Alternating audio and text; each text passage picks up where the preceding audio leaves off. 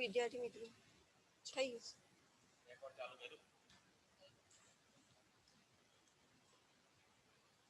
ચાલો આજે આપણે ગુજરાતીમાં પંગુમ લંઘ્યતે ગિરિમ એટલે કે પાંગડો જો આપણે અપંગ હોય પણ જો તે ધરે તો પર્વતને પર પહાડ પર ચડી શકે છે એ સંસ્કૃતની કહેવત અહીંયા આપણે આ પાઠમાં અરુણિમા સિન્હાના વ્યક્તિત્વ દ્વારા લેખકે આપણને બતાવી છે કે ભાઈ આપણામાં જો અડગ આત્મવિશ્વાસ હોય તો એ આત્મવિશ્વાસના આધારે આપણે ધૈર્ય કરી શકીએ છીએ.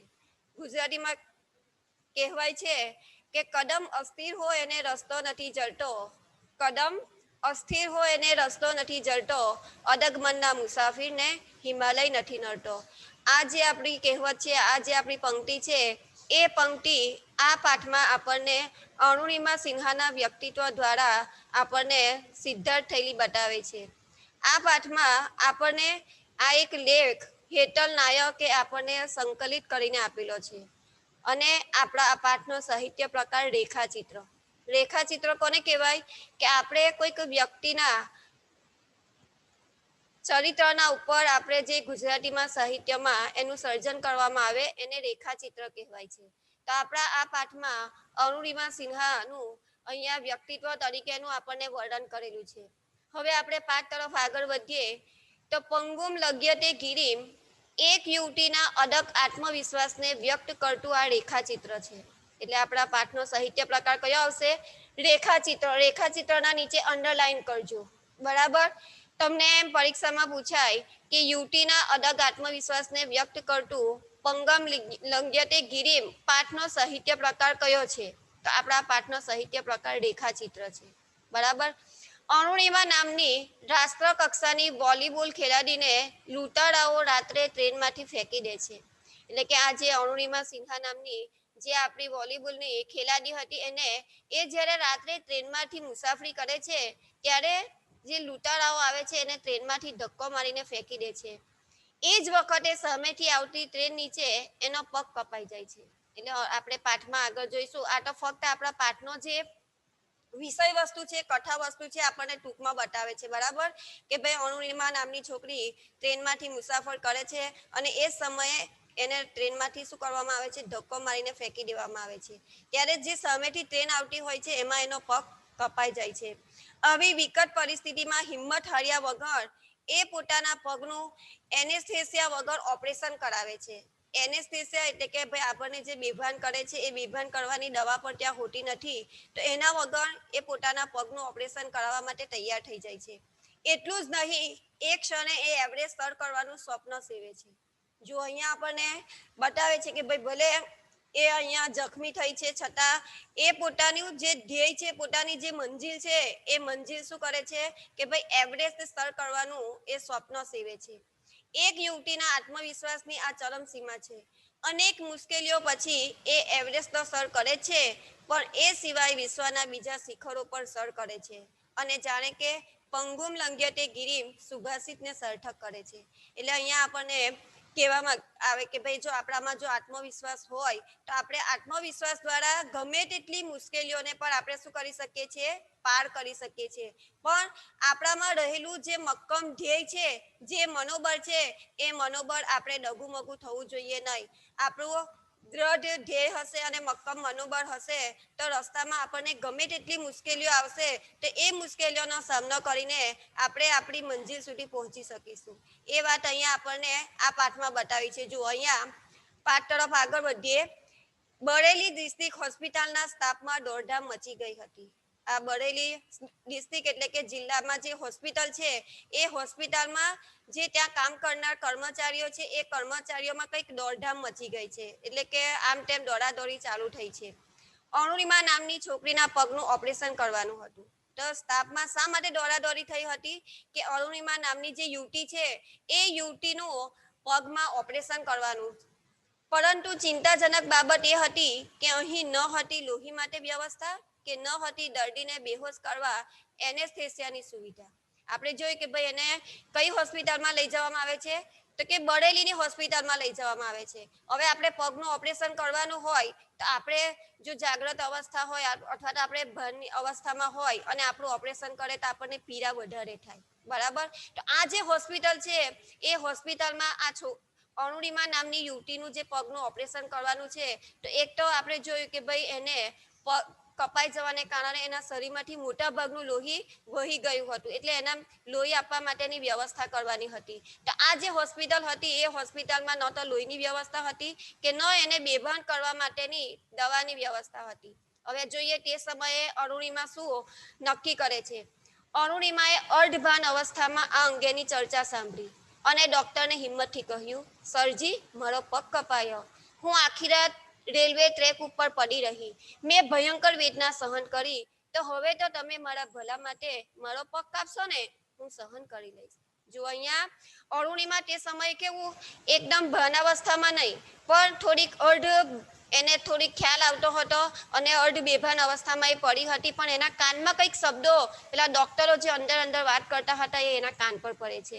પણ એ હિંમત હાર્યા વગર એ ડોક્ટરને શું કહે છે કે સરજી, એટલે કે સર, મારો પગ કપાયો છે. આ જે પગ કપાવાની જે વેદના છે એ વેદના તમે આખી રાત રેલવેના પાટા ઉપર પડી સહન કરી છે, અને હવે તમે મારો જે પગ કાપવાની વાત કરો છો એ તો તમે મને શું કરવા માટે, સારી કરવા માટે કાપો છો ને, તો હું સહન કરી લઈશ.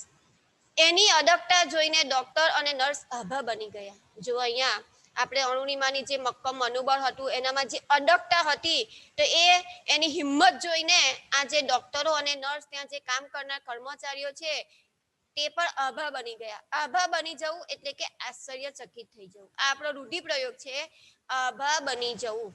એના નીચે અંડરલાઈન કરજો, આભા બની જવું એટલે કે આશ્ચર્યચકિત થઈ જવું. અને આ ત્યાં કામ કરનાર કઈ હોસ્પિટલની વાત કરે છે? તો કે બરેલી હોસ્પિટલ. બરાબર. આ બરેલી હોસ્પિટલના ડોક્ટરો અને નર્સ જ્યારે આ અરુણિમાનું વાક્ય સાંભળે છે ત્યારે એમનામાં શું થાય છે કે ભાઈ આશ્ચર્યચકિત થઈ જાય છે. એમની માનવતા જાગી ઉઠી. એટલે કે આ જે કામ કરનાર કર્મચારીઓ છે, કારણ કે આપણે ગુજરાતીમાં કહેવાય ને કે ભાઈ હું માનવી માનવ થાઉં તો ઘણું. માનવ તો બધા જ બને છે, પણ જ્યારે આપણામાં માનવતાના ગુણો આવે ત્યારે એ સાચો માનવી થયેલો કહેવાય. એટલે અહીંયા આ જે ડોક્ટર અને નર્સ છે એ લોકોમાં માનવતાની લાગણી જાગી ઉઠે છે. હવે એમનામાં માનવતાની લાગણી જાગી તો એ લોકોએ શું કર્યું જોઈએ આગળ.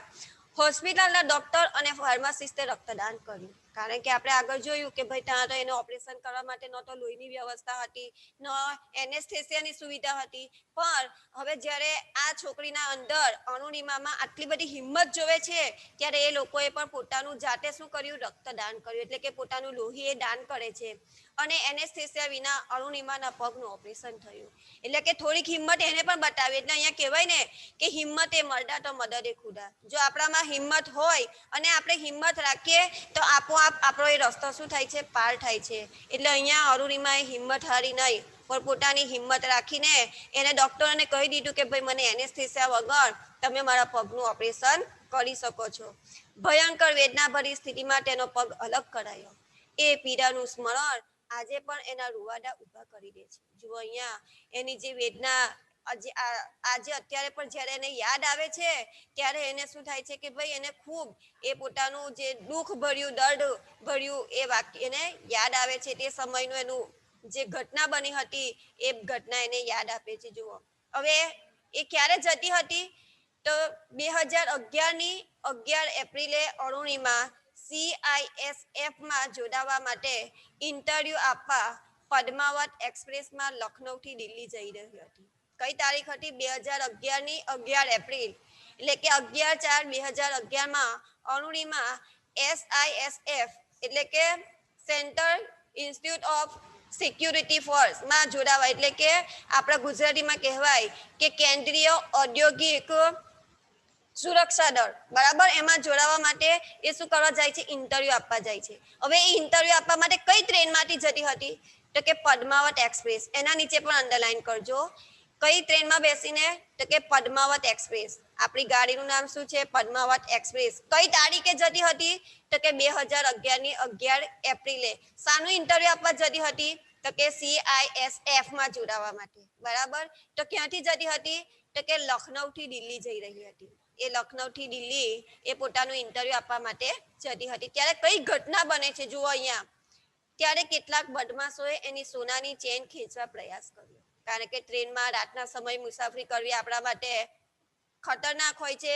એટલે અહીંયા જ્યારે રાતના સમયે ટ્રેનમાંથી મુસાફરી કરે છે ત્યારે કેટલાક બદમાશો એટલે કે લૂંટારાઓ આવે છે, એના ગળામાં જે સોનાની ચેન હશે એ ચેન ખેંચવા માટે પ્રયત્ન કરે છે. જુઓ, ડબ્બામાં મુસાફરોની હાજરીમાં આ ઘટના બની, પણ કોઈએ એનો વિરોધ ન કર્યો. કારણ કે ડબ્બામાં એકલા આપણે મુસાફરી ન કરતા હોઈએ, પણ બીજા મુસાફરો પણ આપણી સાથે હોય, એટલે બીજા મુસાફરો પણ ત્યાં હાજર હતા, છતાં પણ કોઈ એનો વિરોધ કરતું નથી. કારણ કે દરેકને પોતાની જાતની શું હોય છે, પોતાની જાનની એમને સલામતી રાખવી હોય છે, એટલે એમને પણ બીક લાગતી હોય, એટલે કોઈ મુસાફરો એને આનો વિરોધ કરતા નથી, કોઈએ એમને અટકાવ્યા નહીં. તો કે એમને કોઈ અટકાવતું નથી. વોલીબોલની રાષ્ટ્રકક્ષાની રમતવીર રહેલી અરુણિમાએ સામી લડત આપી. કારણ કે આપણે અહીંયા કોના વિશે વાત કરી રહ્યા છે? અરુણિમા. તે સાની ખેલાડી હતી? તો કે વોલીબોલની ખેલાડી હતી. એટલે કે છે કે એ આ જે લૂંટારાઓ છે એ લૂંટારાઓનો સામનો કરે છે. એ ઝઝૂમી, પરંતુ એકલી અને અસહાય હોવાથી બદમાશોએ તેને ટ્રેન બહાર ફેંકી દીધી. જો કદાચ પેલા મુસાફરોએ એને સપોર્ટ કર્યો હોત, મુસાફરોએ સાથ આપ્યો હોત, તો કદાચ એ પોતાની લડતમાં જીતી શકત, પણ નહીં. એટલે શું કરે છે કે બદમાશો એને ટ્રેનમાંથી બહાર ફેંકી દે છે. એના દુર્ભાગ્યે એ જ વખતે સામેથી બીજી ટ્રેન પસાર થઈ અને એના ઉજ્જવળ ભાવિને કચડતી ગઈ. તો એ શું થાય? દુર્ભાગ્ય એટલે કે કમનસીબ. એટલે કે છે કે ભાઈ અરુણિમાનું કમનસીબ ગણો કે જે સમયે એને ટ્રેનમાંથી બહાર ધક્કો મારીને ફેંકી દેવામાં આવે છે ત્યારે સામેથી પણ બીજી ટ્રેન આવતી હશે, અને બીજી ટ્રેન આવવાને કારણે એનું જે ઉજ્જવળ એટલે કે જે એનું ભવિષ્ય છે એ ભવિષ્ય જાણે કે કચડાઈ જાય છે. જુઓ, હવે એમાં શું ઘટના બની? અરુણિમાનો ડાબો પગ ટ્રેન નીચે કપાયો. કારણ કે અરુણિમા જ્યારે ટ્રેનમાંથી બહાર પડે તો એ ટ્રેનમાંથી બહાર પડતા સામેથી જે ટ્રેન આવતી હતી તો એ ટ્રેનમાંથી એના પગ, કયો પગ? ડાબો પગ કપાઈ જાય છે. લોહી લુહાણ હાલતમાં આખી રાત એ મદદ માટે બૂમ પાડતી રહી, પણ કોઈ એની મદદે આવ્યું નહીં. એટલે કે એના કારણ કે પગ કપાય છે એટલે પગમાંથી એકદમ લોહી વહેવા લાગે છે. એવી હાલતમાં એ રાત્રે પોતાની મદદ માટે બૂમ પાડે છે, પણ રાતના સમયે કોઈક આપણને સ્ટેશનના ઉપર દેખાય ન દેખાય એના માટે શું કરે છે? કોઈ એની મદદે આવતું નથી. રાત્રિના અંધકારમાં તે 7 કલાક ટ્રેક ઉપર પડી રહી. રાતના અંધારામાં કેટલા સમય? કે 7 કલાક સુધી એ પેલા રેલવે ટ્રેકના જે પાટા હોય છે એના ઉપર પડી રહે છે. ત્યાંથી 49 ટ્રેન પસાર થઈ ગઈ. જુઓ, ખાલી આપણે કલ્પના કરો કે આખી રાત એ ટ્રેન જ્યારે પડી રહે છે પાટા પર, ત્યારે એના ઉપરથી બીજી 49 ટ્રેનો પસાર થાય છે, તો એના પગની હાલત કેવી થઈ હશે? આ કસોટી કાળમાં એની મદદે કોઈ ફરક્યું નહીં. માત્ર એના કપાયેલા પગના માંસની મિજબાની મારવા ઉંદરો આવ્યા. કારણ કે રાતના સમયે પાટાના ઉપર કોણ ફરતું હતું? ઉંદરો. એટલે ઉંદરોને શું થઈ ગઈ? પાર્ટી થઈ ગઈ કે ભાઈ ચાલો લોહી તાજું, લોહી લુહાણ હાલતમાં એના ખાલી પગની આ જે માંસ હતું અને જે લોહી હતું એની મિજબાની કરવા માટે કોણ આવે છે? ઉંદરો આવ્યા. આગળ જોઈએ, અરુણિમાનો ડાબો પગ માત્ર ચામડી ભેર લટકતો. એટલે કે એનો આખો પગ હજુ કપાઈ નથી ગયો, પણ થોડીક ચામડીના સાથે એનો પગ શું હતો? લટકતો હતો. જમણા પગના હાડકાના ઘણા ટુકડા થઈ ગયા. એટલે જમણો પગ પણ એનો એટલો બધો સહી સલામત નહીં હતો, એના પર ઘણા ટુકડાઓ થયા હતા. એની કરોડરજ્જુમાં તિરાડ પડી હતી. એટલે કે પાછળ જેમ પડી હશે એમ ડાબો પગ તો કપાઈ જાય છે, પણ જમણા પગના પણ એના ટુકડા થાય છે, અને એની જે પાછળ આપણી કરોડરજ્જુ આવે છે એ કરોડરજ્જુમાં પણ શું પડી? તિરાડ પડી. એ ચીસો પાડતી, સહન કરતી, રડતી પડી રહી. સવારે તેને બરેલી હોસ્પિટલમાં લઈ જવાઈ અને ત્યાંના તાત્કાલિક ઓપરેશન પછી એને દિલ્હીની એમ્સ હોસ્પિટલમાં ખસેડવામાં આવી. એટલે કે પહેલા તો જ્યાં બરેલી હોસ્પિટલ હોય એટલે શરૂઆતમાં જ્યાં હોસ્પિટલ હોય એ હોસ્પિટલના ઉપર લઈ જાય છે, અને પછી એને દિલ્હીમાં કઈ હોસ્પિટલમાં લઈ જવામાં આવે છે? એમ્સ હોસ્પિટલ. જો યાદ રાખજો, દિલ્હીની હોસ્પિટલનું નામ શું છે? એમ્સ હોસ્પિટલ. બરાબર, તો એને ત્યાં હવે લઈ જવામાં આવે છે. જુઓ, હવે અરુણિમાના જીવનની ત્યાંથી પોતાની કહાની શરૂ થાય છે. જુઓ અહીંયા, ત્યાંની લાંબી સારવાર પછી તેને થોડી સ્વસ્થતા મેળવી. એટલે કે પોતાના પગનું ઓપરેશન કર્યા પછી થોડીક એને રાહત થાય છે, સ્વસ્થ થાય છે. પછી ત્યારે તેને સમાચાર પત્રોમાં સમાચાર વાંચ્યા. હવે એને હકીકતમાં ઘટના શું બની અને સમાચાર પત્રમાં સમાચાર કયા વાંચે છે? જુઓ, સમાચારમાં શું લખાયું? અરુણિમા પાસે ટિકિટ ન હતી એટલે આત્મહત્યા કરવા માટે કૂદી હતી. કે છે કે ભાઈ અરુણિમા પોતે જ્યારે સ્વસ્થ થાય છે ત્યારે સમાચાર પત્રમાં એને વાંચ્યું કે એના વિરુદ્ધમાં કયા સમાચાર કે ભાઈ એ તો ટ્રેનમાંથી મુસાફરી કરી હતી વિધાઉટ એટલે કે એની પાસે ટિકિટ ન હતી અને પોતે આત્મહત્યા કરવા માટે શું કરે છે કૂદી પડે છે એટલે આ ઘટના બની આમ એને પેપરમાં વાંચ્યું એના પરિવારે તમામ અફવાઓનું ખંડન કર્યું એટલે કે અરુણિમાનો જે પરિવાર છે એ પરિવારે આજે ખોટા સમાચાર હતા જે અફવા હતી એ ખોટા સમાચાર માટે ઘણા બધા પ્રયત્નો કરે છે પણ કોઈ એ માન્યું નહીં કે છે કે કોઈ એની વાત માનવા તૈયાર થતું નથી સત્ય તો સમયની એણે જ ઓળખાય છે એટલે કે જે ભલે સત્ય હંમેશા કડવું હોય પણ સત્ય એ સમયની સાથે શું કરે છે કે ભાઈ એની સચ્ચાઈ જે છે એ સચ્ચાઈ આપણને સાબિત થાય છે ત્યારે હવે અહીંયા અરુણિમા તે સમયે ખોટા સમાચાર વાંચીને શું નક્કી કરે છે જુઓ હવે એણે પોતાના જીવનની દિશા બદલવાનું નક્કી કર્યું એને નક્કી કર્યું કે ભલે સમાચાર ખોટા છપાયા ખોટી અફવાઓ ફેલાઈ પણ હવે મારે મારા જીવનની દિશા બદલવી છે હવે એને હિન્દીમાં એક કહેવત છે જુઓ જહાં ચાહ વહાં રાહ એ ન્યાયે તેને હોસ્પિટલની પથારીમાં જ નક્કી કર્યું કે હું પર્વતારોહણ કરીશ જ્યારે એને ખોટા ખોટા સમાચારો લખાયેલા વાંચ્યા ત્યારે એને શું નક્કી કર્યું કે જહાં ચાહ વહાં રાહ એટલે કે આપણે જો કંઈક કરવાની આપણામાં પ્રબળ ઈચ્છા હોય તીવ્ર ઈચ્છા હોય તો એના માટેના રસ્તાઓ આપણને આપોઆપ મળી જાય છે બરાબર એટલે કે આપણામાં દ્રઢ નિશ્ચય અને આત્મવિશ્વાસ હોવો જોઈએ એ વાત અહીંયા કે છે કે ભાઈ એને પ્રબળ ઈચ્છા હોવાને કારણે મને રસ્તો આપોઆપ મળી જશે એ ન્યાયથી એ હોસ્પિટલમાં જ શું કરે છે કે ભાઈ મારે પર્વતારોહણ સર કરવું છે એ શું નક્કી કરી લીધું કે હું પર્વતારોહણ કરીશ ક્યાં નક્કી કર્યું જો હજુ હોસ્પિટલમાંથી ઘરે પણ નથી ગઈ હોસ્પિટલની પથારીમાં જ નક્કી કર્યું કે હું પર્વતારોહણ કરીશ હવે જ્યારે એ નક્કી કરે છે ત્યારે લોકો એના માટેના કયા કયા વિચારો બતાવે છે જુઓ લોકો એને પાગલ ગણી કારણ કે પગ વગરના માટે પર્વતારોહણ અશક્ય ગણાય અહીંયા કે છે ને કે જ્યારે એને નક્કી કર્યું કે ભાઈ હું પર્વતારોહણ એટલે લોકોને એમ લાગ્યું કે આ તો કઈ ગાડી તો નથી થઈ ને હવે એના પગ તો છે નથી અને કઈ રીતે પર્વતારોહણ કરશે આ વાત એના માટે અશક્ય છે પણ અહીંયા આપણને કહે ને કે ભાઈ કાળા માથાનો માનવી ધારે તે કરી શકે છે nothing is impossible in this world એટલે કે આ જગતમાં આપણા માટે કશું જ અશક્ય નથી ફક્ત અશક્ય છે કે આપણામાં આત્મવિશ્વાસ છે આપણામાં આત્મવિશ્વાસ ડગુમગુ થાય તો આપણે તે વાતને અશક્ય કરી શકીએ બરાબર પણ અહીંયા લોકોને એમ લાગ્યું કે આ પર્વતારોહણ એના માટે અશક્ય છે કંઈ પર્વતારોહણ સર કરી શકવાની નથી તો અહીંયા કહે છે જુઓ પણ અરુણિમાએ શું નક્કી કર્યું કે ભાઈ ના મારે તો પર્વતારોહણ સર કરવું જ છે અરુણિમામાં દ્રઢ સંકલ્પ શક્તિ હતી પરંતુ પર્વતારોહણ માટે જરૂરી માર્ગદર્શન અને તાલીમ મેળવવા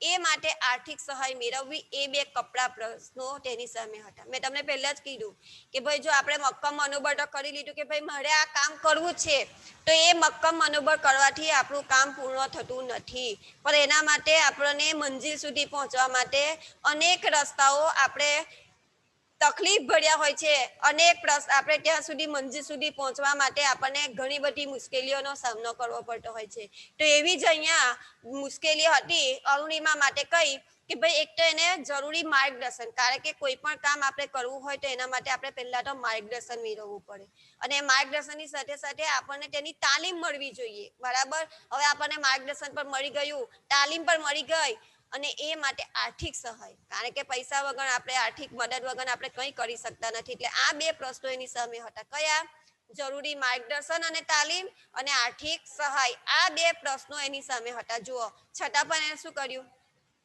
લોકોએ એનો સંકલ્પ પડતો મૂકવા સમજાવ્યા અને કહ્યું તારો એક પગ કપાઈ ચૂક્યો છે બીજામાં રોડ છે કરોડરજ્જુમાં તિરાડો છે તું સાજી થાય પછી કોઈક નોકરી કરજે લોકો એને શું સમજાવ્યું અરે તું કાં પર્વતારોહણ કરવાની છે હવે એક તો તારો પગ કપાઈ ગયો છે તારા કરોડરજ્જુમાં પણ તિરાડો પડી છે બીજા પગમાં પણ તારા ટુકડા થઈ ગયેલા છે હવે તું જો સાજી થઈ જાય તો બીજી કોઈક નોકરી કરી લે છે લોકોએ એને આમ સમજાવ્યું લોકોએ એનું અપંગ શરીર દેખાતું હતું એનો અડગ આત્મવિશ્વાસ નહીં અરુણિમાનું અંતર આ દુર્ગમ લક્ષ્ય પામવા પ્રતિબદ્ધ થઈ ચૂક્યું હતું જુઓ પણ એનું મન તો શું હતું કે ભાઈ ના આ જે દુર્ગમ એટલે કે અશક્ય જે મારું લક્ષ્ય છે એ લક્ષ્યને મારે પામવું છે અને એને પૂર્ણ કરવા માટે એના પાસે શું હતું એક તો અડગ આત્મવિશ્વાસ હતો એ અડગ આત્મવિશ્વાસને કારણે એ શું કરે છે કે પોતાનું જે ધ્યેય છે એ ધ્યેયને વળગી રહે છે जो અહીંયા આપણે ગુજરાતીમાં કહેવાય કે ભાઈ મંजिल उन्हीं को मिलती है जिनके सपनों में जान होती है,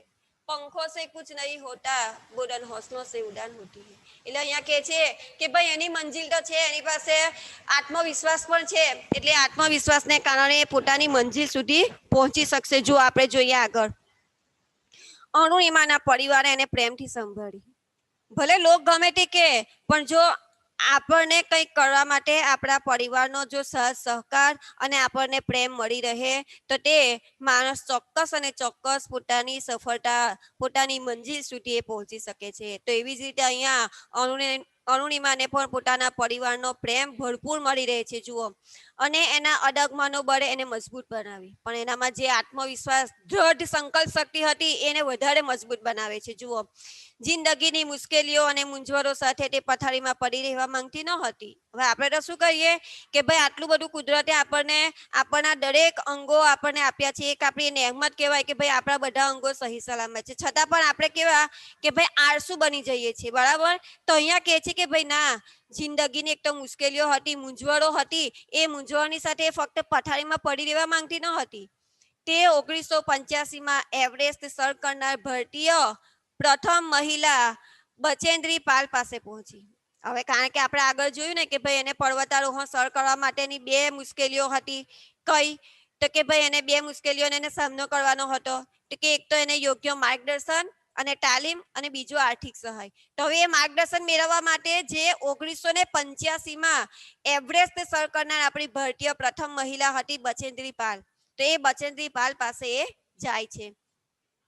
તેમણે અરુણિમાના નિશ્ચયની અડગતા જોઈ કહ્યું, એવરેસ્ટ જેવા દુર્ગમ પર્વતના આરોહણ વિશે વિચારીને તે અંતરમાં તેને સર કરી લીધો છે. જુઓ, અહીંયા બચેન્દ્રી પાલે લોકોની જેમ એને દગુમગુ નહીં કરી દીધી, પણ એનામાં હિંમત આપી. શું કર્યું કે તે પહેલા તે આ જે એવરેસ્ટ જેવું દુર્ગમ એટલે કે મુશ્કેલ જે પર્વત છે એ પર્વતને સર કરવા માટેનું જે મનમાં વિચાર્યું છે, તો એના પરથી જ એમ નક્કી થાય છે કે ભાઈ તે શું કરી લીધું, એ પર્વતારોહણ સર કરી લીધું છે. કારણ કે તું હિંમત હારી નથી.